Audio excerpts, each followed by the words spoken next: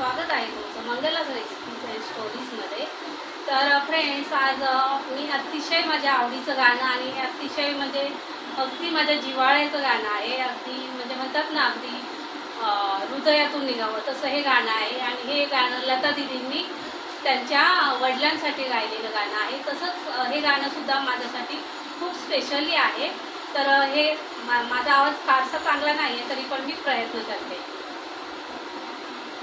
तर माझ्या बाबांसाठी, माझ्या बाबांची आज मला खूप आठवण येत आहे.